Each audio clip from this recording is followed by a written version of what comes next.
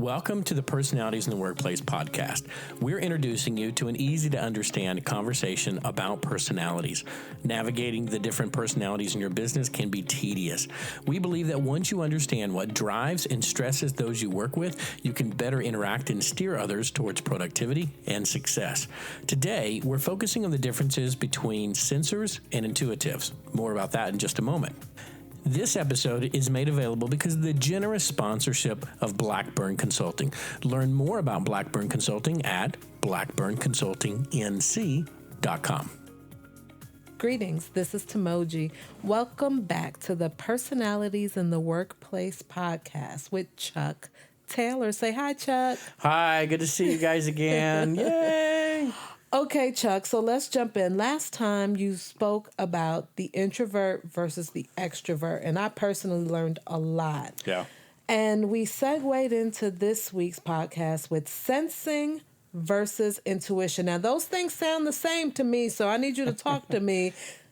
All right, so what is the difference between these two? First of all, when you're looking at your type, intuition begins with an I, but remember, I was already taken by our introverted friends. So the letter that we use here is the letter N because it sounds like it begins with N, intuition. So this on your code is going to be S or N. So let's talk a little bit about the difference between these two. Ultimately, this is about the way that you take in information. Okay. Millions and millions of bits of information floating around the world from media, television, communications, body language. But this is all about how you take in information. How I take it in. Mm-hmm. So, again, sensing and intuition to the layman sounds very similar. Okay, what is it?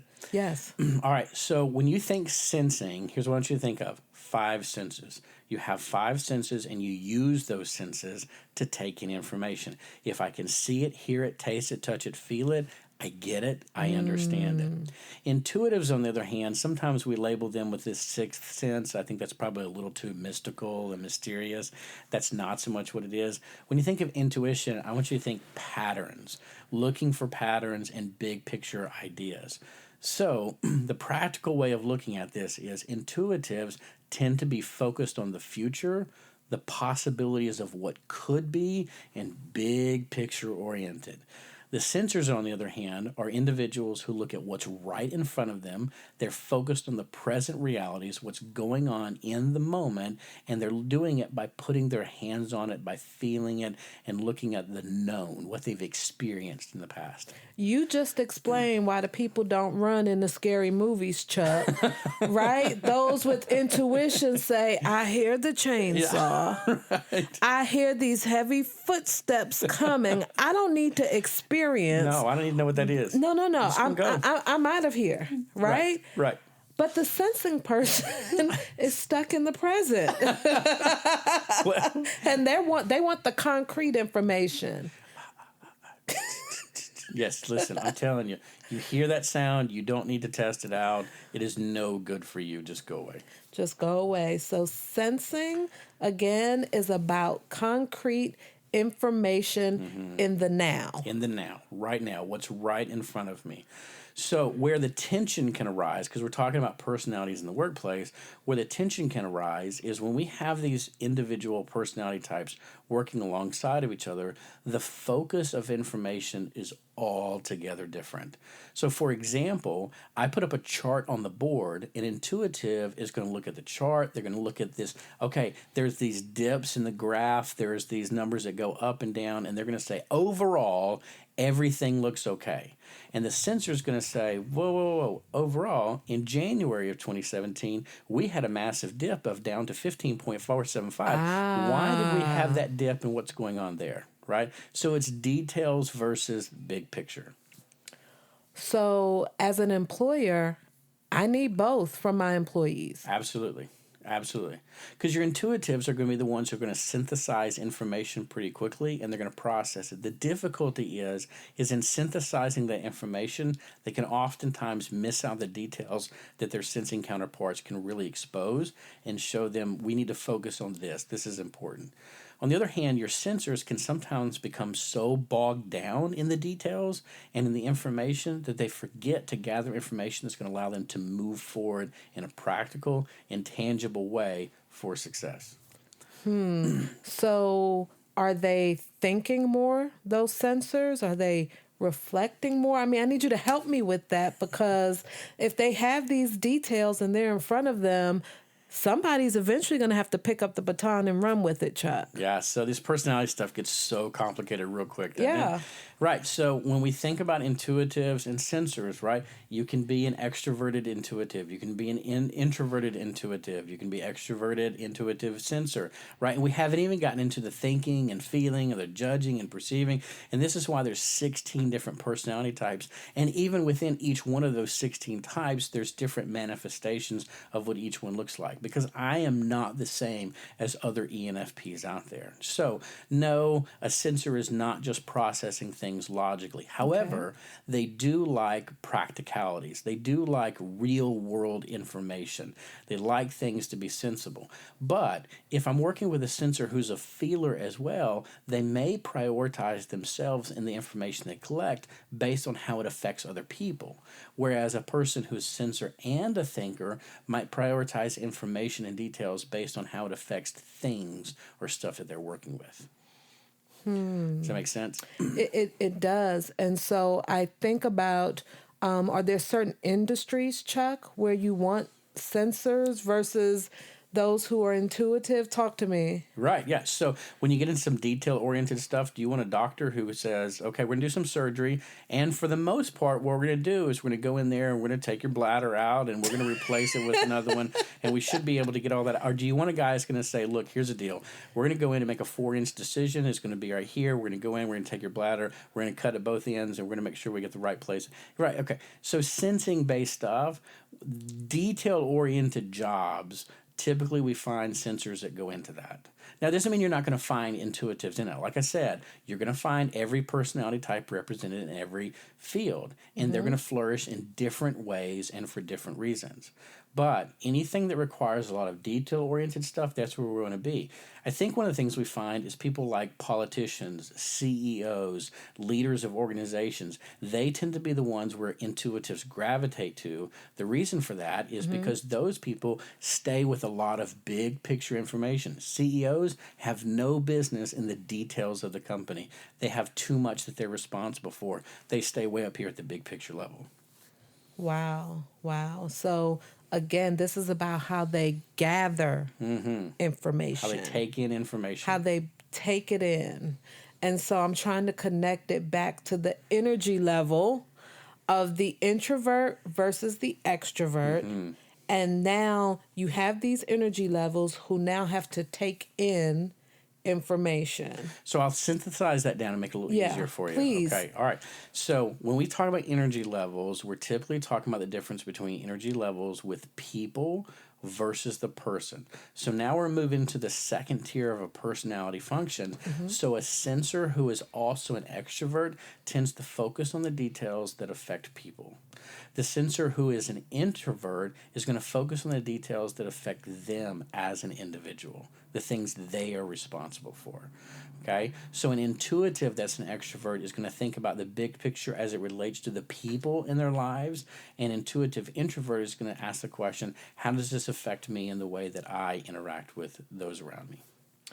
Wow. So now I'm seeing the building components of this personality typing. Yes. And so we have big picture thinkers versus detail oriented. Right. And both are necessary. Absolutely So what's necessary. another component of this sensing versus intuition? So sensors are going to be folks who really like facts, concrete information, as you were saying earlier.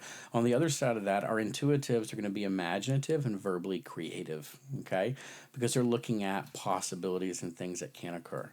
Here's one of the things I love to do to an intuitive. You want to piss off an intuitive person?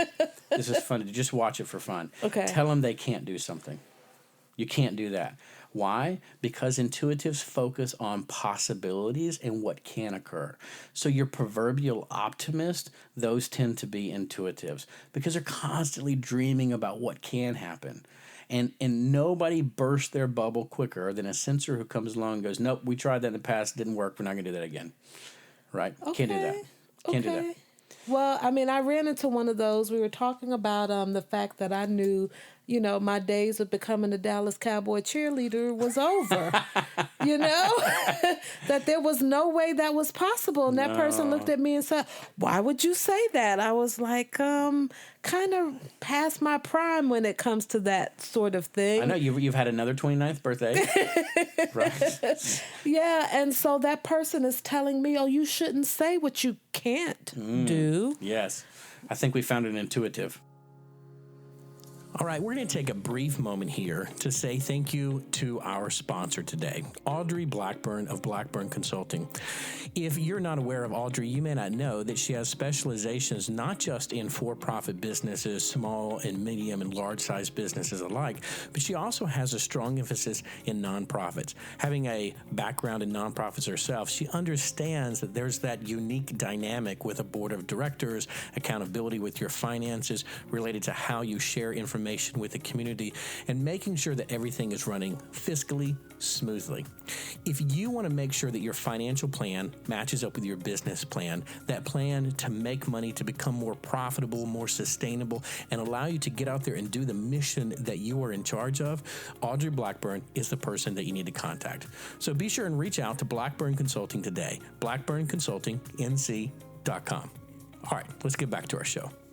Yes. Right. And I'm very much a sensing. Am I? What is my personality type? We'll talk about that on the closing podcast. Okay. All right. Right? So that I won't be too biased as I do this interview. So what is the other component of the sensing versus the intuitive that you want to share with our listeners? So again, when I think a sensor, I think someone who is realistic, practical, is going to stay right here in the moment, and they want everything to work in a way that's easily measured, it's well understood. Okay, so they're going to take in these details, they're going to observe the stuff that's right in front of them.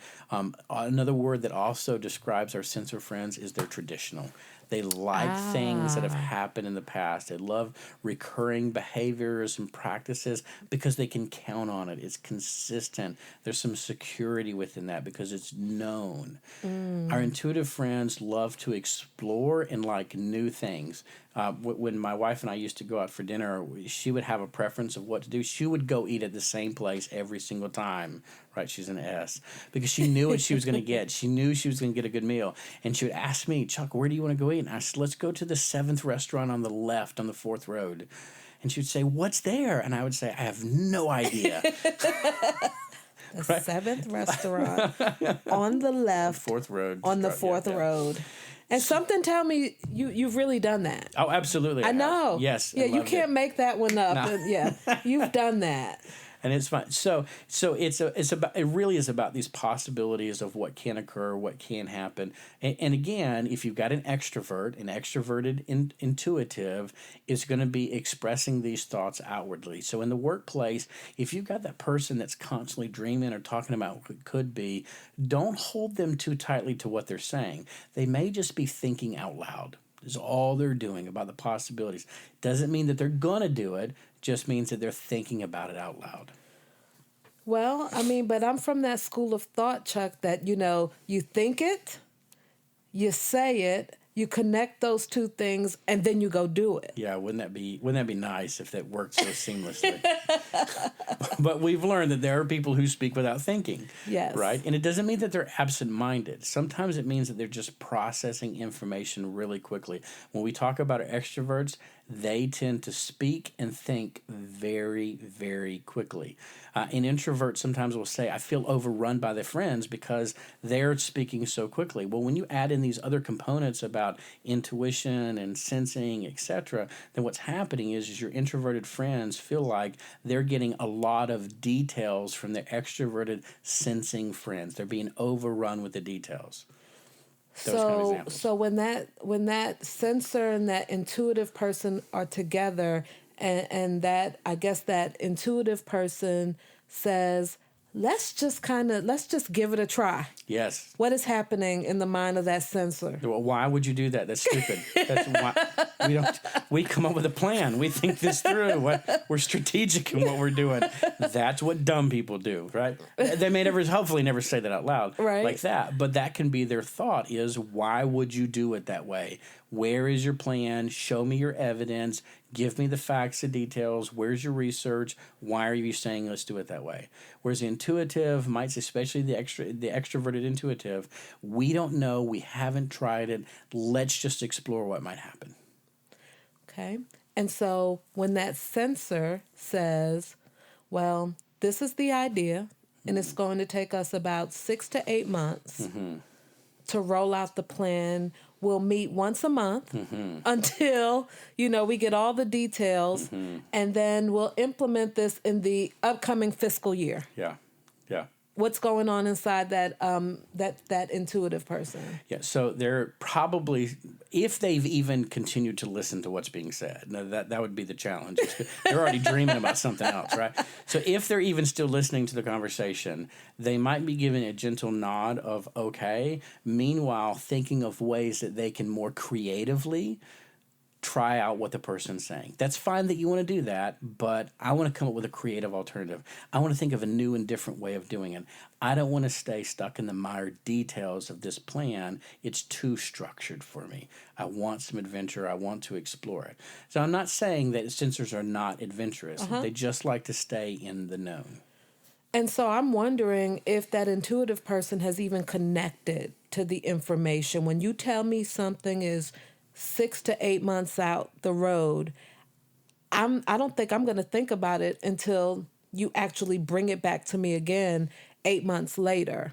So that can fall into a different part of personality type when we get into the perceiving versus judging stuff. So we'll come back into that. However, when we're having this conversation, right, the intuitive is big picture, they're future oriented. So they're usually starting with the end way in mind. They've already finished the project in their head. What's it going to look like? What's my ideal?